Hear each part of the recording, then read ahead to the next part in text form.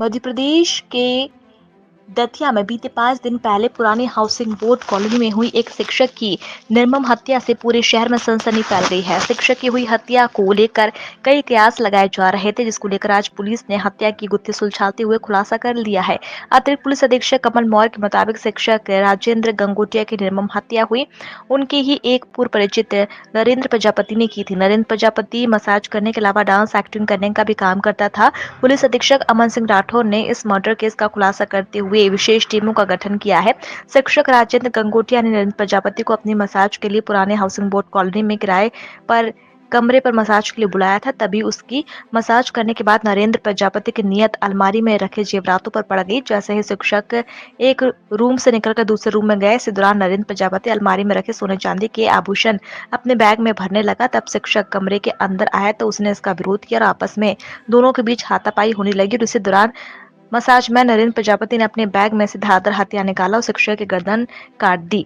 शिक्षक की निर्मम हत्या हो गई। नरेंद्र प्रजापति ने शिक्षक राजेंद्र गंगोटिया की हत्या करने के बाद कमरे में रखे करीब 4 लाख रुपए से जेवर, नकदी, मृत शिक्षक का मोबाइल भी वहां से बरामद कर लिया है। जैसा कि आपको बताते हैं कि 19/12 की शाम की रात्रि में 7-8 बजे थाना कोतवाली में सूचना प्राप्त हुई थी कि सिंघानिया के घर में एक मृत अवस्था में व्यक्ति पड़ा हुआ है। इस सूचना पर थाना प्रभारी वहाँ पहुँचे। थाना प्रभारी के द्वारा मुझे अवगत कराया गया कि साहब यहाँ पर एक व्यक्ति है जो लथपथ अवस्था में पड़ा है और उसको बहुत सारी चोटें हैं। इस सूचना पर पुलिस अधीक्षक महोदय को अवगत कराया। मैं पुलिस अधीक्षक महोदय वहाँ पहुँचे, फिर एफएसएल टीम, डॉग स्क्वाड और संपूर्ण पुलिस अधिकारी साइबर सेल को वहाँ बुलाया।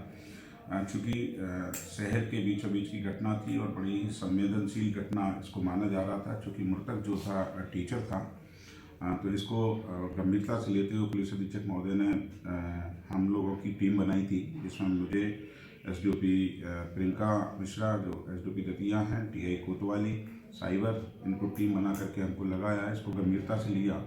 तो इसमें हम लोगों ने रात को ही पूरा वर्कआउट करके ये पाया कि एक संदेह हमारे नज़रों में आया, नरेंद्र प्रजापति जो इनके यहाँ आता जाता रहता था, इनका पूर्व परिचित था। फिर उसकी लोकेशन वगैरह निकाली तो लगातार 2 दिन मैं काम करके फिर उसको पकड़ा।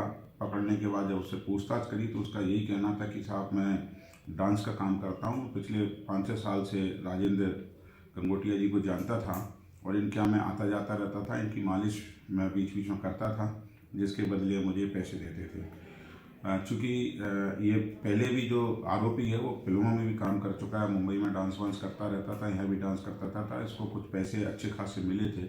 जब पैसे मिलने लगे तो ये इसको जुआ खेलने की विलत पड़ गई और सट्टा लगाने की विलत पड़ गई थी, जिसमें ये काफ़ी पैसा हार गया था और मोटरसाइकिल और अपने 1-2 मोबाइल इसने गिरवी रख दिए थे। तो कुछ जो पैसे वाले इसको ठोक रहे थे तो इसको लगा कि अब मुझे इनके पैसे वापस देना है और इसके बाद मैं मुंबई जाकर पुनः डांस और अपनी सेटल हो जाऊंगा। चूँकि ये गंगोटिया के यहाँ आता जाता रहता था उस घर में, तो उसको पता था कि इसके यहाँ सामान अच्छा खासा है, पैसा मिल जाएगा। तो इसने उस दिन जब इसको बुलाया कि मेरी मसाज कर जाओ, उसको बैक पेन में दर्द हो रहा था, तो इसने मसाज करी और इसी दौरान वो टॉयलेट जब बाहर गया तो इसका सामान वो निकालने लग गया और उसने जब देखा तो इसमें हाथापाई हुई और हाथापाई करके उसकी इसने हत्या कर दी और फिर पूरा सामान लेके ये फरार हो गया था। जिसके पूरा सामान इससे सोने चांदी का सारा सामान इससे मिल गया है और जो इसने आला जरर था पका वो भी इससे मिल गया है। इसको गिरफ्तार करके माननीय न्यायालय में पेश किया गया है, जिसका पीआर लिया गया है।